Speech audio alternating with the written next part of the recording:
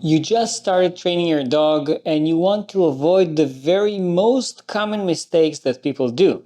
Well, that's a great start. So let me give you the 5 most common mistakes people do while training their dogs. I'm Dr. Orion, a veterinarian and a veterinary behavior residency graduate. So here is mistake number 1. Cue repetition. Some people also call it nagging. And it's exactly that. It's nagging.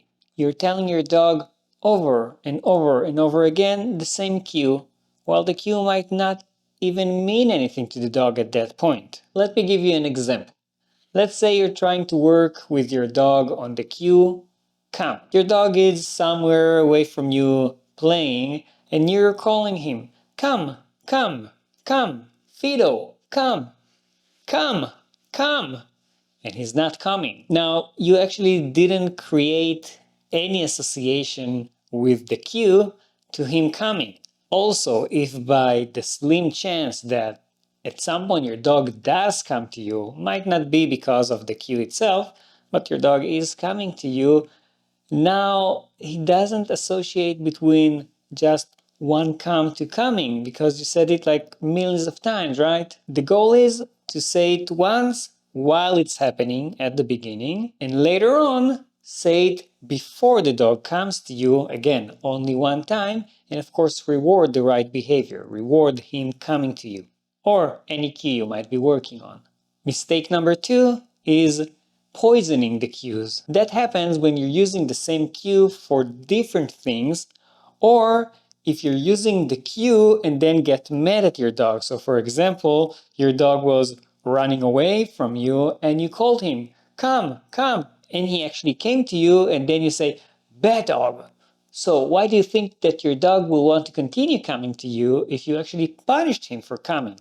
You want to always reward the right behavior for doing the cue. And you also want to use the cue for just one behavior. The cue come can't mean come to me, and also while you're walking your dog and you want him to keep walking with you.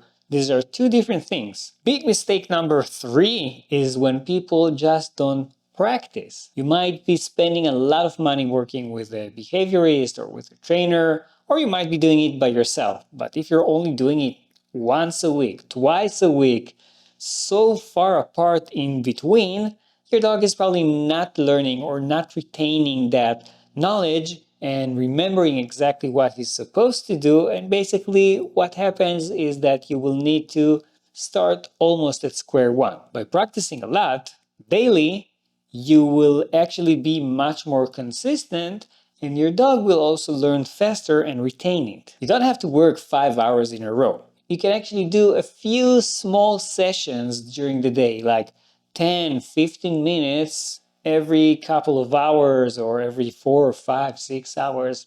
That will work great. Mistake number 4, using punishment or corrections.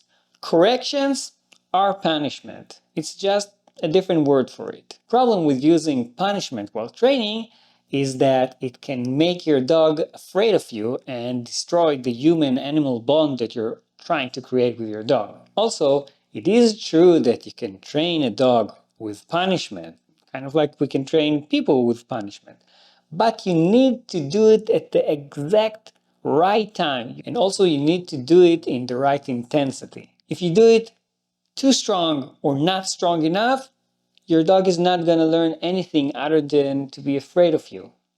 Maybe he will learn that he should hide how he really feels, and then you will lose something that you'll be able to technically use in the future in order to know if your dog is stressed or afraid in a specific situation, and then walk away or do some counter conditioning, basically changing how the dog feels. So if someone is telling you to use shock collars, electric collars, prong collars, choke collars, noise cans, screaming at your dog, hitting him with a rolled paper, etc., don't listen to them. Sadly, the internet is full of those people that have no idea about animal behavior and give really bad advice. Mistake number 5 that people do while training their dogs is working when you're mad or when you're frustrated or when you're tired. Dogs are really good at picking up on our emotions and on our stress and our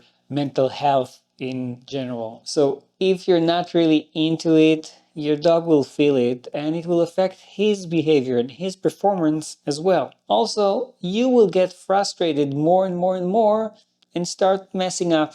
I know, I said I'm gonna give 5 examples of mistakes that people do, but here's another one. It's a tip. No need to thank me. If you feel like you're not getting any progress or not getting enough progress, don't feel like it's a failure if you had to contact someone that is a professional. There are some great reward-based trainers out there and veterinary behaviorists. If you need that extra help, at least contact them to see what you can do to begin the process. You don't have to do the entire training with the professionals, but it is good to get some pointers now and then. Now, the bottom line of this video is I am Groot. If you understood that, it means you're a nerd as big as I am. If you didn't, no worries. Nobody is perfect. But check out this video if you want to learn more about dog behavior.